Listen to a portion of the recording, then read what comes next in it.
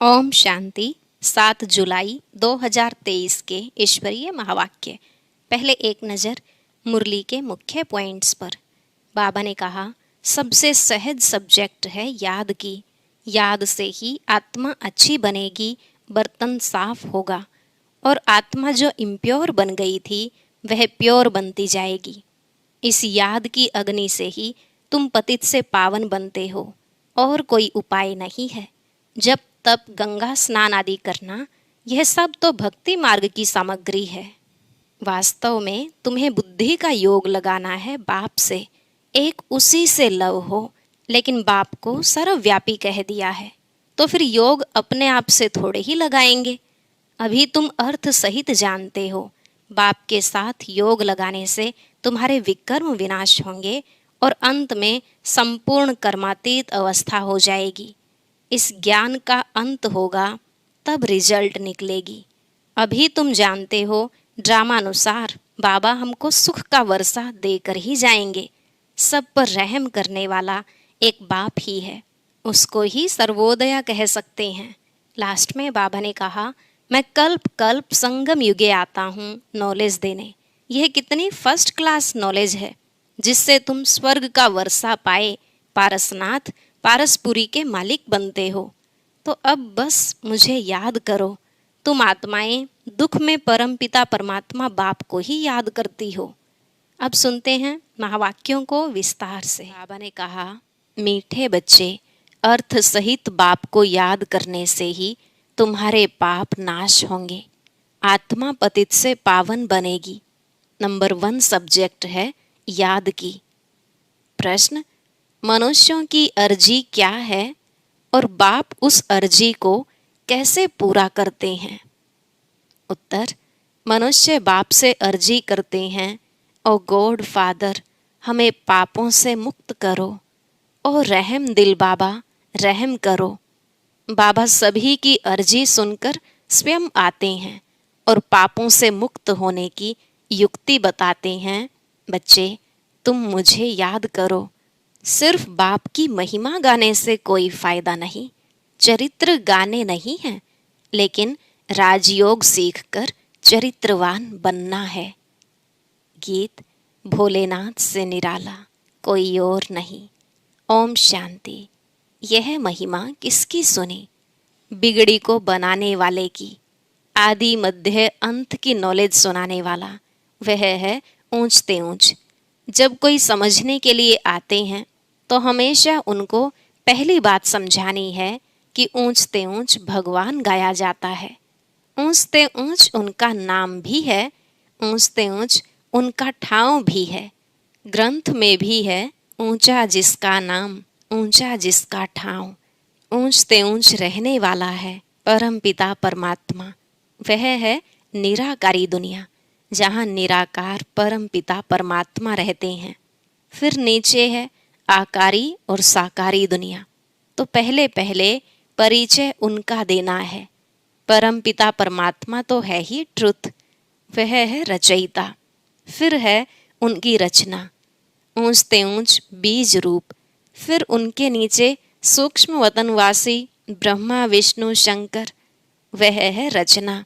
रचयिता सबके ऊपर है, वह रचयिता है बाप, बाकी है रचना। सब एक परम पिता परमात्मा की संतान हैं, इसलिए हम आत्माएं सब भाई भाई ठहरे। तो परम पिता परम धाम में रहते हैं, उनको ही परमात्मा कहा जाता है। शारीरिक पिताएं तो बहुत है ना। पहले पहले परिचय देना है रूहानी बाप का, उनकी है सब रचना। चित्रों पर भी ध्यान खिंचवाना है।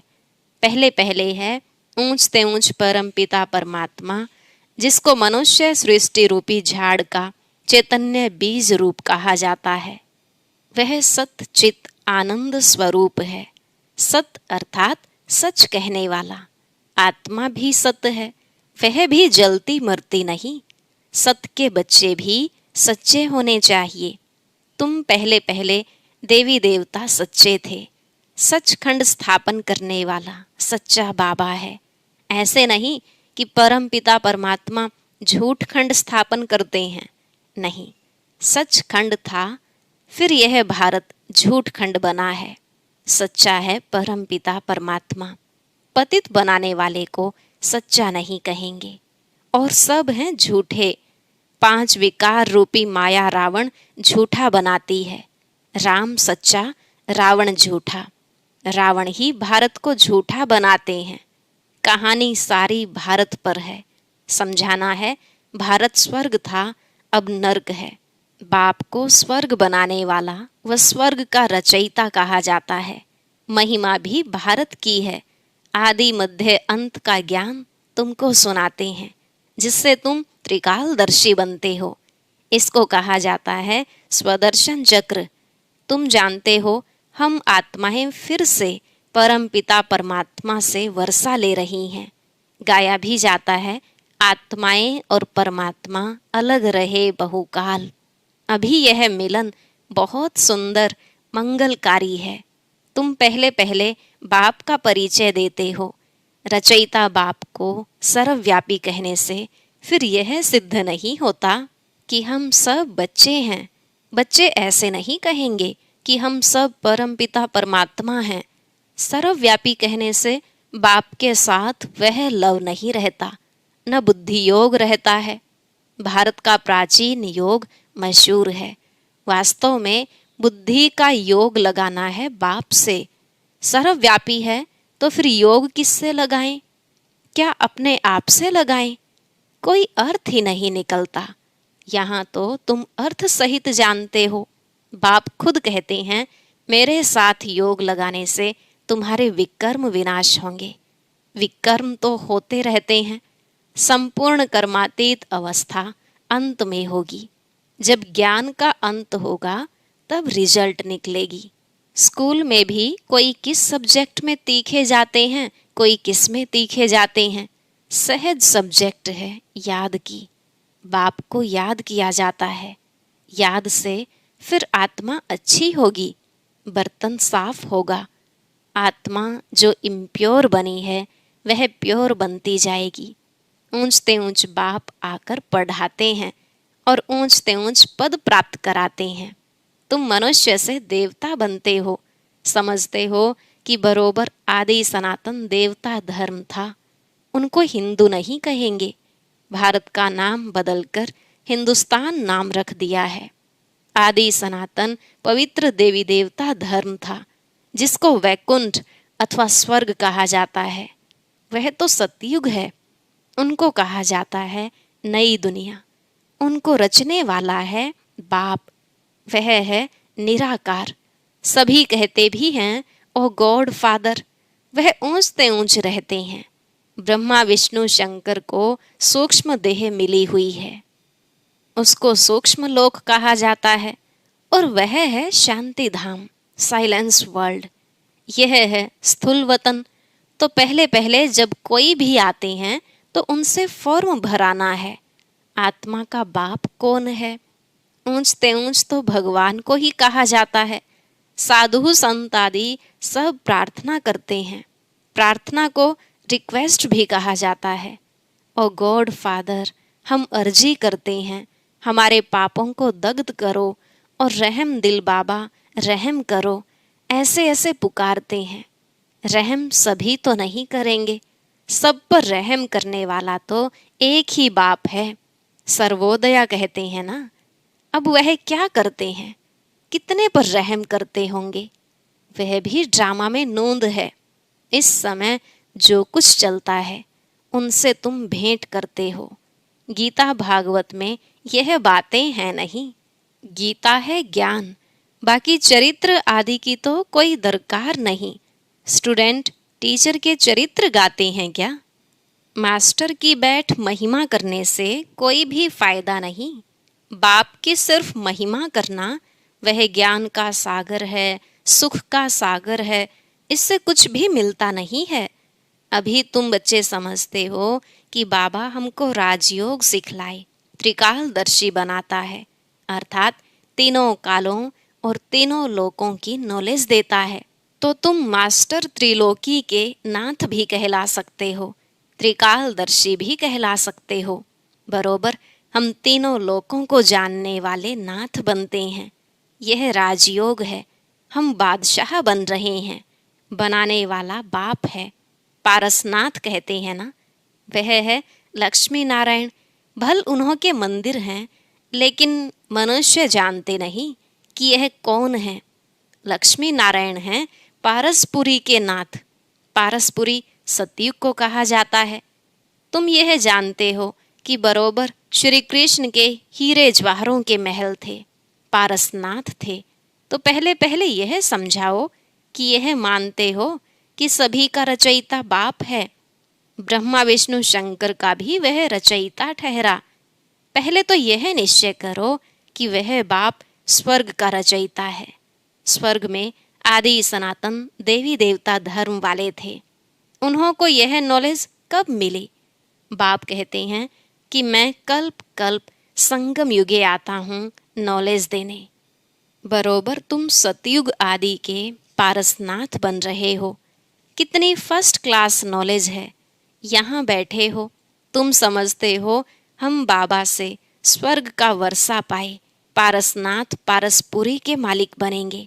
बुद्धि जानती है कि लक्ष्मी नारायण आदि देवी देवताएं कितने धनवान थे, बहुत जेवर आदि थे, बड़े साहूकार होते हैं। तो पहले पहले बाप को जान उनसे वर्षा लेना है, याद से वर्षा लेना है।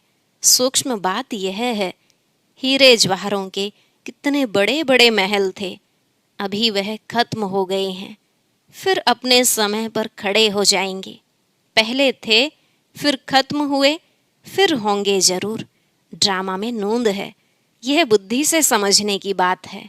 लड़ाई में भी सब टूट फूट जाते हैं, फिर नए सिर महल बनाते हैं। महल जरूर बनाए होंगे।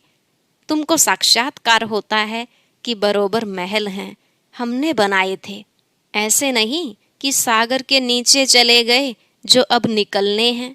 नहीं, यह तो ड्रामा का चक्र फिरता रहता है। वह समझते हैं कि लंका रावण की अथवा सोने की द्वारिका नीचे चली गई है जो फिर निकलेगी, परंतु ऐसे तो है नहीं। अभी तुम द्वारिका के मालिक बन रहे हो। कितने मालामाल थे, धन दौलत सब था, अब सब गायब हो गया है, सब ले गए। फिर ऐसे ही होगा। पहले पहले बाप का परिचय देकर फिर चक्र का राज समझाना है कि यह कैसे फिरता है। सतयुग की स्थापना बाप ही करेंगे। अब बाबा सम्मुख बैठ कहते हैं कि मुझे याद करो। इस याद की योग अग्नि से ही तुम पतित से पावन बनते हो, और कोई उपाय नहीं है। योग अग्नि से आत्मा पतित से पावन बनती है। पतित पावन बाप ही आकर पावन दुनिया स्थापन करते हैं। फिर तुम गंगा के लिए क्यों कहते हो कि यह पतित पावनी है? जब तप गंगा स्नान आदि करना, यह सब भक्ति मार्ग की सामग्री है। भक्ति मार्ग पहले अव्यभिचारी था, फिर व्यभिचारी बना है। आधा कल्प लगा है व्यभिचारी बनने में। 16 कला से 14 कला, फिर कलाएं कम होती जाती हैं। यह ज्ञान सागर बाप समझाते हैं। ब्रह्मा विष्णु शंकर को ज्ञान सागर मनुष्य सृष्टि का बीज रूप नहीं कहा जाता। परम पिता कहने से बुद्धि ब्रह्मा विष्णु शंकर तरफ नहीं जाती है। आत्माएं परम पिता परमात्मा बाप को ही याद करती रहती हैं जब उन्हों को दुख होता है।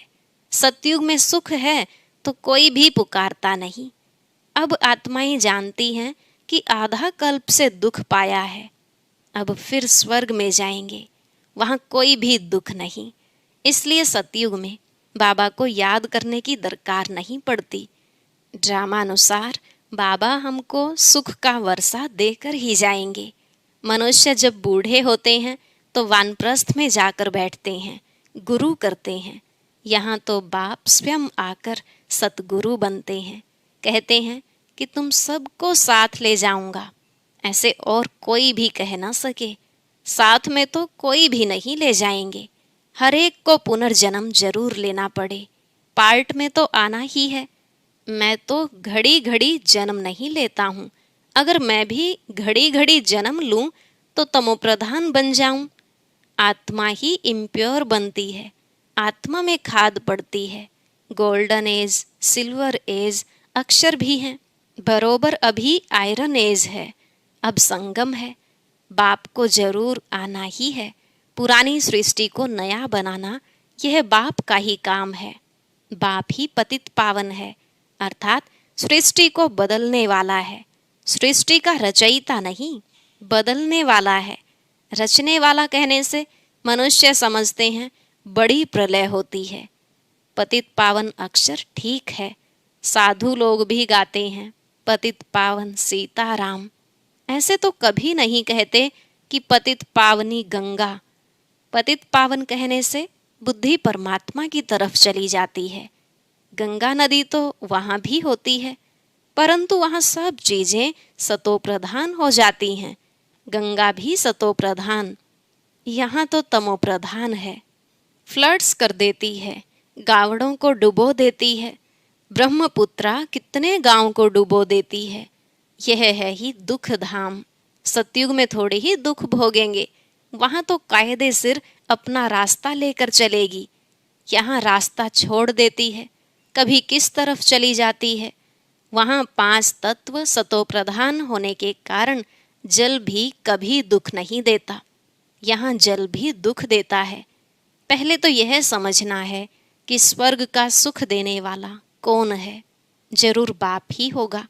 अभी तो नर्क है, बाबा आया है। हम प्रजापिता ब्रह्मा के बच्चे, ब्रह्मा कुमार कुमारियां हैं। प्रजापिता ब्रह्मा हो तब नई सृष्टि रचे। मनुष्य से देवता किए, करत न लागी वार। किसने किया? परम पिता परमात्मा ने। श्री कृष्ण तो स्वयं देवता है। बाप ही आकर मनुष्य को देवता बनाते हैं। यह तुम अभी जानते हो।